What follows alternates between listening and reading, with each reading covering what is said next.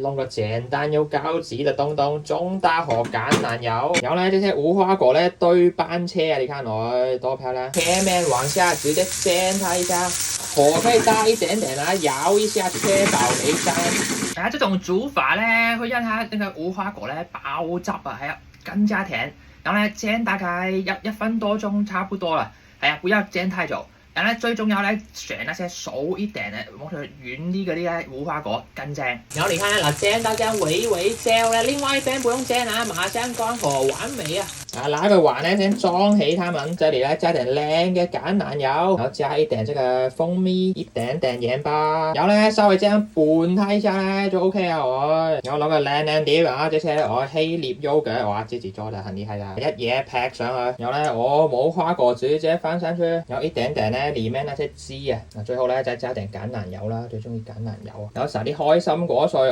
很開心很開心。哇，你看完美無花果蜂蜜配通常呢女朋友吃這個呢就會哎呀無花果，哎呀很久沒送花啦，就可以啦，驚喜來啦，花生啊花，哈